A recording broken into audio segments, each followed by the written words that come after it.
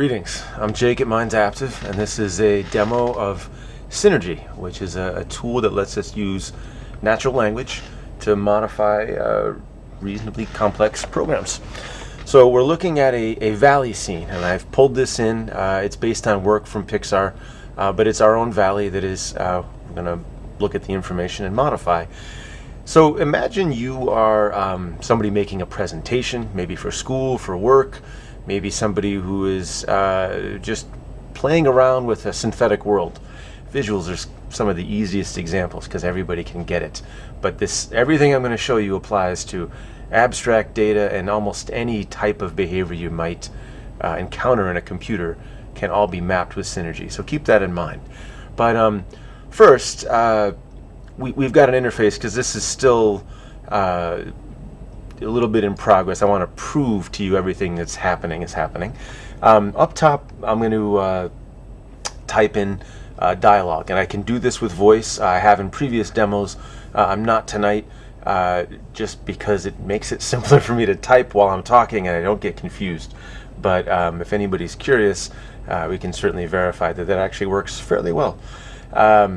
So one of the interesting things with Synergy is we don't have to remember all possible commands or where something was in the menu or go searching for stuff. We can just kind of ask, start a dialogue, and we can, whatever we type up here, like, tell me about this valley, we'll get some possibilities, what it thinks I'm understanding. So the word tell, oh yeah, tell me about, sure, and valley, oh, there's a jungle valley, there's a Jungle Valley Conjure. Oh, there's the Pixar one. That's the guy that we're talking about. Tell me about this valley. So she understands and she responds. This is kind of her section over here, and there's some information for us to look at. And why don't we play with it? Why don't we change things around? Perhaps for the purpose of our presentation, or perhaps we're going to link it to some other data, like stock market data, live values on a web page, camera, music in the background, whatever that might be. But let's change it manually so we get a good sense of how this works. So perhaps we pick something like cloud speed. That's pretty straightforward. And one of the things, we don't have to add a new word, but I'm going to bring the point home. You can see down there, cloud speed, and it says average. There was also a percentage number. Everything always has many different ways we can express it. But the first thing we might want to do with cloud speed is, let's call that windy or something. Means cloud speed. So I'm letting Synergy know if I'm talking about windy, it means cloud speed, and means there's a lot of different ways that could show up.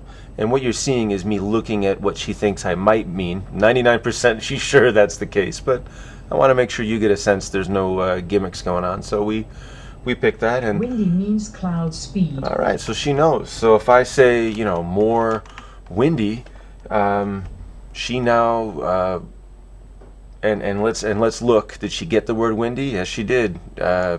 So she definitely thinks that's what we mean. More windy. So we'll do it even a little more. So we can see those clouds are moving. I didn't need to figure out programming. I didn't need to find a slider and work with numbers, although we can turn this into a slider with just another piece of English. I'll show that at a different time. Let's just stay with some basic words. So maybe that's a little too fast. Maybe I want to have it less windy, let's start with less that. Windy. And slow it down a little bit, or maybe the least windy. Least windy. So nobody's really moving. And in fact, let's go back about that valley. About that Pixar valley. Let's see what other things could we play with in there. So we're going to ask her. Pixar. Right. I'd even say the word valley. She's still, easy for her to make that match. Maybe want to go with sun height or tree cover, perhaps.